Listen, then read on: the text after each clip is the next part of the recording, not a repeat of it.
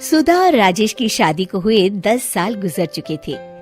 कई अस्पतालों की चक्कर काटने और मंदिरों में माथा टेकने के बावजूद उन्हें संतान का सुख नहीं मिल पाया था कि फिर एक रात वो दोनों किसी मंदिर से लौट रहे थे कि तभी रास्ते के किनारे उन्हें एक छोटा बच्चा रोता हुआ दिखाई देता है। ये देखो भाग्यवान, इस बच्चे को कोई यहाँ अकेला छोड़ गया है। अरे यहाँ तो दूर दूर तक कोई दिखाई नहीं देता। शायद भगवान चाहता है कि इस बच्चे की परवरिश हम करें। तुम बिल्कुल सही कहती हो। इस बच्चे को यहाँ छोड़ना ठीक नहीं है। इसे हम अपने साथ घर ले जाएंगे। राजेश और सुधा उस नवजात शिशु को अपने घर ले जाते हैं और उसकी परवरिश शुरू कर देते हैं। लेकिन कुछ समय बाद सुधा माँ बन जाती है और एक बेटे को जन्म देती है।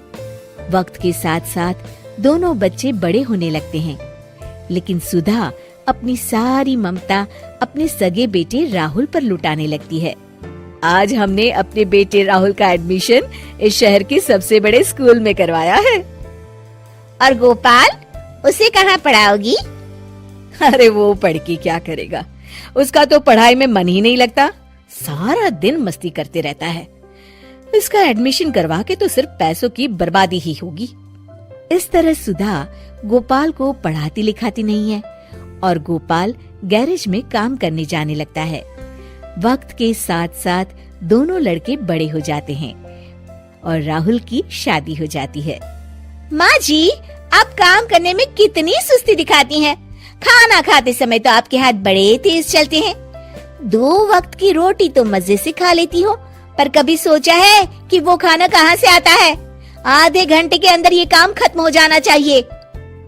हे भगवान, ये डायन मेरे ही नसीब में लिखी थी। घर के सारे काम मुझसे करवाती है। इसने तो मेरा जीना हराम कर रखा है। पर अपना दुख कहूँ भी तो किससे? मेरा बेटा तो इसी के तलवे चाटता है।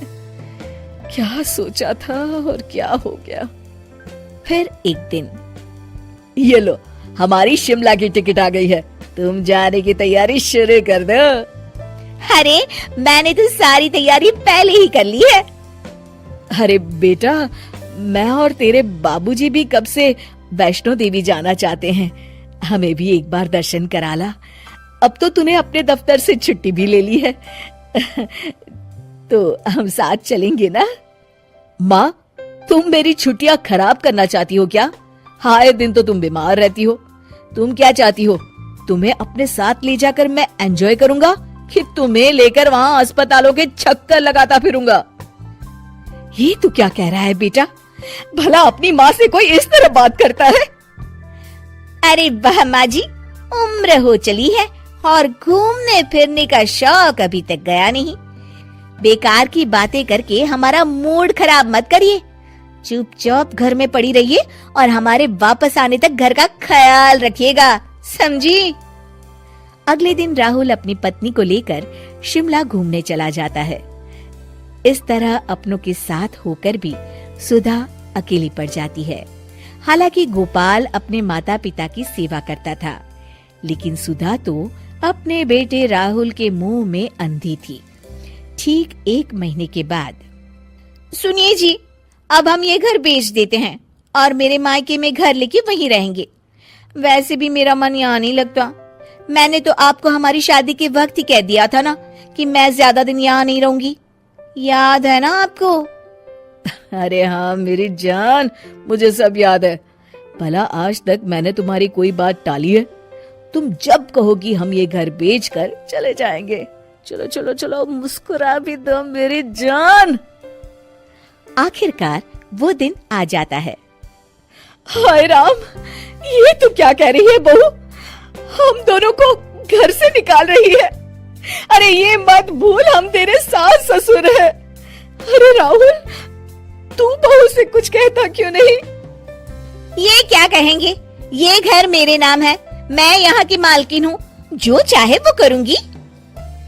बेटे के मुंह में यही गलती हर माँ बाप कर बैठते हैं, जो बिना सोचे समझे अपने बच्चों पर भरोसा करके सब कुछ उनके नाम कर देते हैं। हमसे भी यही गलती हो गई, वरना आज ये दिन ना देखना पड़ता। अब तो देख लिया ना, चलिए अपना बोरिया बिस्तरा उठाइए और यहाँ से चलते बनिए। राजेश और सुधा रोते हुए वहां से जाने लगते हैं। तभी वहां गोपाल आ जाता है। अपने माता पिता को इस हालत में देख उनके बिना कुछ कहे सब समझ जाता है। माँ, पिताजी, आप लोग मेरे साथ आइए, अभी आपका ये बेटा जिंदा है। लेकिन बेटा, चिंता मत करिए, आप दोनों के आशीर्वाद से मैं इस लायक बन चुका हूँ कि आप दोनों के सर पर एक छत और साथ ही 2 वक्त सुकून की रोटी खिला सकता हूँ। अपने प्रति गोपाल का समर्पण और कर्तव्य निष्ठा देख सुधा और राजेश की आंखों में आंसू आ जाते हैं। चुग चुग जी मेरे लाल,